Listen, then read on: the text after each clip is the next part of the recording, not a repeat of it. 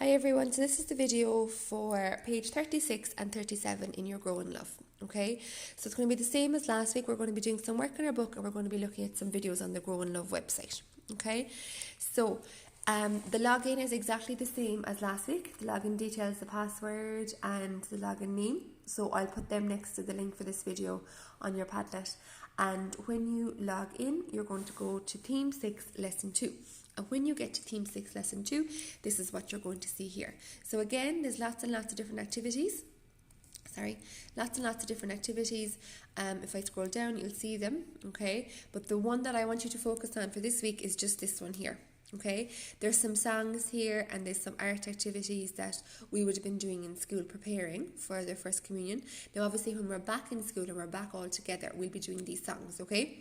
Now, so this is the video that I want you to focus on.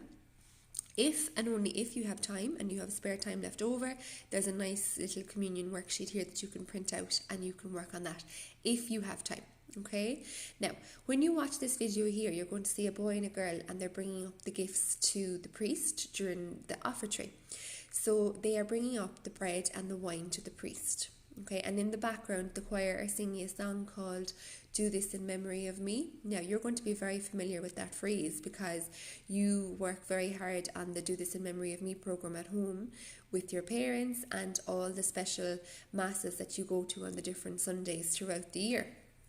And the reason why that phrase is very important is because at the Last Supper, Jesus said, "Do this in memory of me."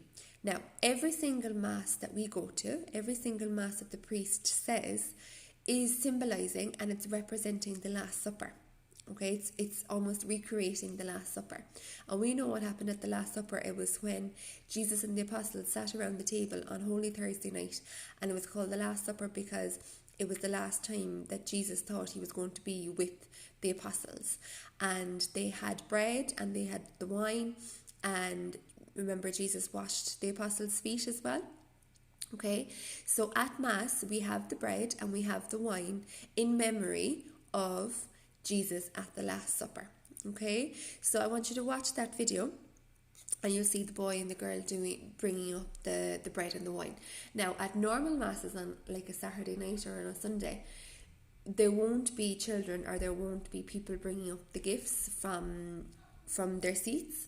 What will happen, it'll normally be the ministers of the Eucharist, or maybe it might be the altar boy or altar girl will bring up the bread and the wine up to the priest, okay?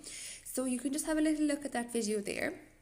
And then when you go into your book here, you will see on this page, we're talking about all the things that we give thanks to God for, okay? So we must write about what you are thankful for and draw a picture. So there is 3 boxes done for us, and underneath they've said different things that we might be thankful for. So we have the food we eat, Jesus our friend, and our family. So there are definitely 3 things that we are going to be thankful for and grateful for. There's 3 empty boxes. So what I want you to do is I want you to draw a picture of 3 different things that you're thankful for. Okay, it might be your friends, it might be a lovely home, it might be, that you get to spend time with your grandparents, it might be all the toys you have, all the clothes you have. So 3 things that you're thankful for, and just write what they are underneath. Okay, then over here on this page, you're going to see the prayer before communion. Now, I would have sent these to your parents before I knew that the communion had to be rescheduled. I would have sent these to your parents for you to start reading over them. So some of you might know this prayer very well already and some of you mightn't, and that's fine. That's totally okay. So what you have to do is you have to fill in the blanks. So we have the prayer here and we have the blanks, the words here to fill in the blanks. Now, just in case that you're not familiar with the prayer, if you go to the back of your book, the very back page, page 64, you will see the prayer before communion there. Okay, so if you need help to fill in those blanks, you will see it there. Okay, so you use these words to fill in the blanks here. So, Lord Jesus, come to me. Lord Jesus, give me your love.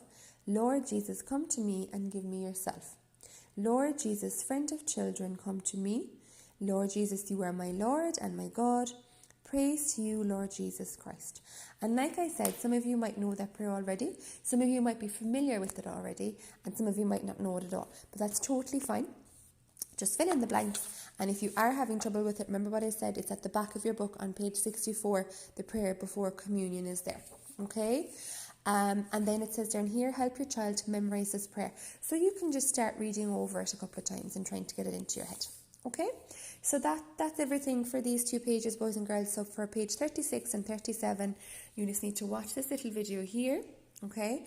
And then you can just write about different things that you're thankful for or different things that you're grateful for, okay? Because at Mass is a time when we're giving thanks to God for all the different things that He's given us. So here we're just remembering different things that we're thankful for in our daily lives, okay? Best of luck.